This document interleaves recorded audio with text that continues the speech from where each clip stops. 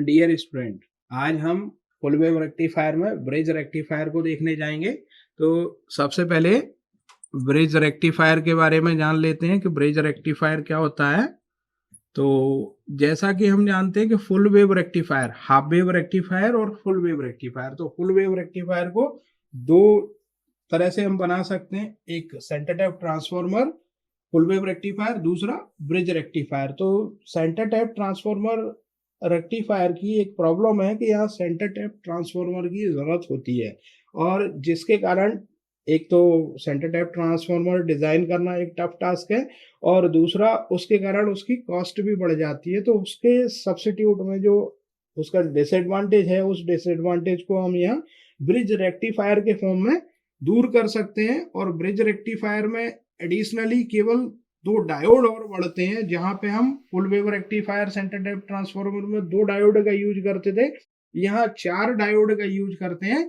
बाकी सारी वही है, उसी तरह की प्रॉब्लम है और कुछ नहीं है। तो यहाँ सबसे पहले हम देखते हैं कि ब्रिज कैसे डिजाइन करना है। तो ब्रिज में लोड रेजिस्टेंस जिसके अक्रॉस हम आउटपुट लेंगे वो हमने डिजाइन कर लिया है। फिर इसके बाद यहाँ पे एक डायोड सिंपली, एक डायोड यहाँ पे इस तरह से, एक डायोड यहाँ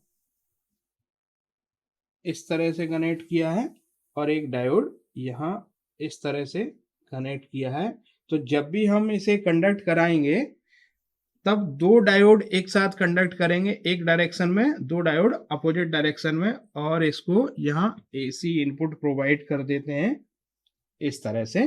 तो यहाँ एसी इनपुट, अगर स्टेप डाउन है तो यहाँ पर ट्रांसफार्मर का भी यूज होगा, अदरवाइज अगर जो भी रिक्वायर्ड वोल्टेज का एसी है हमारे पास, हम उससे यूज कर सकते हैं। तो ट्रांसफार्मर भी कनेक्ट किया जा सकता है, और यहाँ से रेजिस्टेंस के अक्रॉस हम डीसी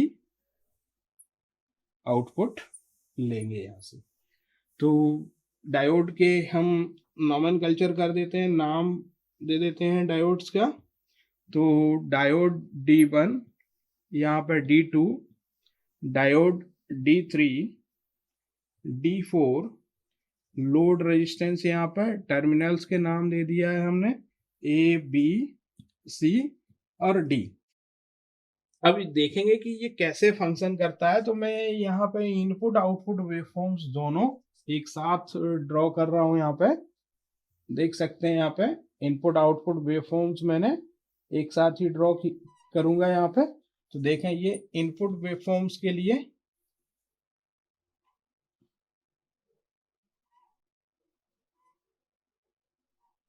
ये थोड़ा सा आगे एक्सटेंड कर देता हूँ जिससे कंप्लीट 2 साइकिल आ जाए यहाँ पे इनपुट वेवफॉर्म्स की, और इसके करस्पॉन्डिंग अब हम आउटपुट वेवफॉर्म ड्रॉ करेंगे। तो देख सकते हैं, मैं यहाँ पे आउटपुट वेवफॉर्म्स के लिए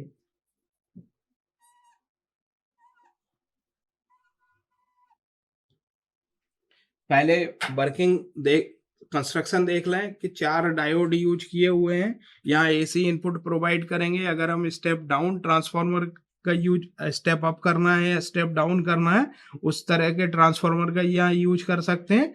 और यहाँ 4 diode D1, D2, D3, D4 use किए हैं। इस तरह की कॉन्फ़िगरेशन में आपको यूज करना है, और एक लोड रेजिस्टेंस जिसके अक्रॉस हम डीसी आउटपुट लेंगे। यहाँ पे जो भी आउटपुट हमें मिलेगा, यूनिट डायरेक्शनल एसी मिलेगा, तो वो आउटपुट हम यहाँ से लेंगे। अब इसकी वर्किंग देखते हैं। सबसे पहले पॉजिटिव हाफ साइकिल और नेगेटिव हाफ साइकिल में ये कैसे कंडक्ट करेगा। तो सपोज दैट कि पॉजिटिव हाफ साइकिल, यहाँ प्लस और माइनस इस तरह से सिग्नल आया, तो पॉजिटिव हाफ साइकिल में डायोड D1 कंडक्ट करेगा। That means current will flow in this direction. Diode D1 conduct करेगा। अब देखिए यहाँ से कि D2 कंडक्ट नहीं करेगा, यहाँ D4 कंडक्ट नहीं करेगा, तो ये दोनों ओपन सर्किट हो जाएंगे यहाँ पे, और ये लोड रेजिस्टेंस के थ्रू इसे पाथ मिलेगा। फिर इसके बाद डायोड D3 कंडक्ट करेगा, और वापस से इस तरह से सिग्नल आ जाएगा। तो पॉजिटिव हाफ साइकिल में डायोड D1 और D3 कंडक्ट करेंगे, आपको ये पॉजिटिव वेवफॉर्म मिल जाएगी D1 एंड D3 डायोड के कारण। सिमिलरली अब हम देखेंगे कि नेगेटिव हाफ साइकिल में किस तरह से कंडक्शन होगा। तो नेगेटिव हाफ साइकिल जब कंडक्ट करेगी, negative half cycle AC signal की नेगेटिव हाफ साइकिल आएगी, तो यहाँ पे नेगेटिव और यहाँ पॉजिटिव। तो देखें यहाँ से नेगेटिव चलेगा तो ये डायोड D1 कंडक्ट नहीं करेगा, डायोड D2 कंडक्ट करेगा। तो डायोड D2 कंडक्ट करेगा और यहाँ से डायोड D4 कंडक्ट करेगा, D3 कंडक्ट नहीं करेगा। That means signal will flow in this direction, इस तरह से D4 से कंडक्ट करते हुए RL से होते हुए D2 से आएगा। तो यहाँ नेगेटिव हाफ साइकिल में ये डायोड कंडक्ट करेगा, that means D2 and D4। Similar cycle will repeat और इस तरह से आपको आगे वेवफॉर्म्स मिलती जाएगी। तो ये फंक्शन है ब्रिज रेक्टिफायर का। हमने ए और बी टर्मिनल के अक्रॉस इनपुट प्रोवाइड किया है, लोड रेजिस्टेंस RL कनेक्ट किया है, जिसके अक्रॉस सी और डी टर्मिनल्स के अक्रॉस कनेक्ट किया है, जिसके अक्रॉस हम DC आउटपुट लेंगे। और यहाँ पे दो पेयर डायोड के पॉजिटिव हाफ साइकिल में कंडक्ट करेंगे, दो पेयर डायोड के नेगेटिव हाफ साइकिल में कंडक्ट करेंगे। पॉजिटिव हाफ साइकिल में D1 और D3 कंडक्ट करेंगे, नेगेटिव हाफ साइकिल में D4 और D2 कंडक्ट करेंगे। इस तरह से आपको complete waveform full wave rectifier की जो वेवफॉर्म मिलेगी वो इस तरह से मिलती जाएगी। तो अब यहाँ पे ये आउटपुट मिल गया आपको। इसके बाद हम कुछ पैरामीटर्स की बात करेंगे। तो पैरामीटर्स की बात करने के लिए हम देखेंगे कि ये AC इनपुट और ये पल्सेटिंग DC आउटपुट मिल गया आपको फुल वेव ब्रिज रेक्टिफायर का। अब हम रिपल फैक्टर की बात करेंगे। तो रिपल फैक्टर जानते हैं हम कि रिपल फैक्टर कैसे कैलकुलेट कर सकते हैं। Ripple factor that means gamma equal to VRMS upon VDC का होल स्क्वायर -1, इस तरह से हम कैलकुलेट कर सकते हैं। तो जो ब्रिज रेक्टिफायर का रिपल फैक्टर ये कैलकुलेट करने के बाद 0.48 वैल्यू आती है इसकी, जो कि हाफ वेव रेक्टिफायर में 1.21 था, उससे काफी कम है। दैट मीन्स रिपल की क्वांटिटी यहाँ पे काफी कम हो जाएगी।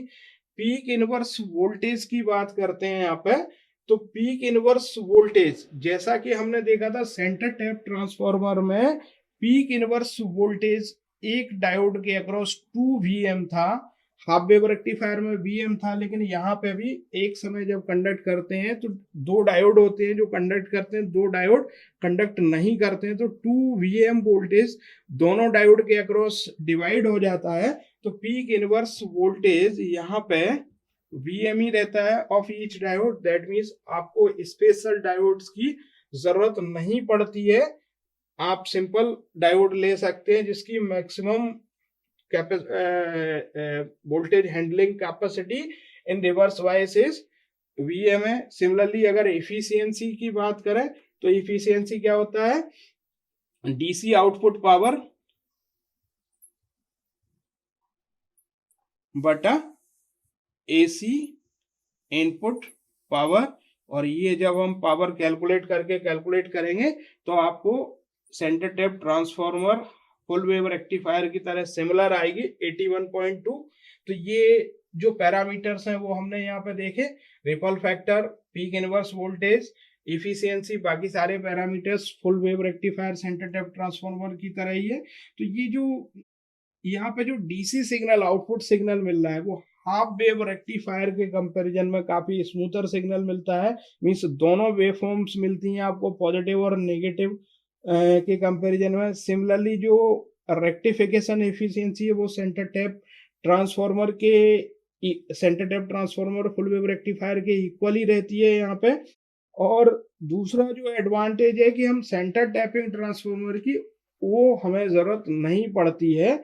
दैट मीन्स यहाँ पे जो मेजर कॉस्ट थी ट्रांसफार्मर की, जो सेंटर टैप ट्रांसफार्मर की कॉस्ट थी, वो हमने यहाँ पे कम कर दी है। इसके कंपैरिजन में केवल दो डायोड एडिशनल बड़े हैं, तो वो दो डायोड की कीमत उतनी ज्यादा नहीं होती जितनी की सेंटर टैप ट्रांसफार्मर की होती है। तो उसके सेंटर टैप ट्रांसफार्मर के कंपैरिजन में ये एडवांटेजियस है।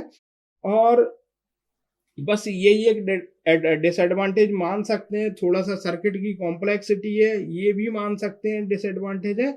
अदरवाइज जनरल जो सर्किट्स यूज किए जाते हैं फुल वेव रेक्टिफायर के लिए, वो ब्रिज रेक्टिफायर सर्किट को ही यूज किया जाता है, क्योंकि यहाँ हाफ वेव रेक्टिफायर के कंपेरिजन में यहाँ आउटपुट में ज्यादा आपको डीसी सिग्नल मिलता है, full wave rectifier centre type transformer के कंपेरिजन में लेस कॉस्टली होता है। तो ये एडवांटेज है इसके, इसलिए हम ब्रिज रेक्टिफायर को प्रेफर करते हैं। Thank you.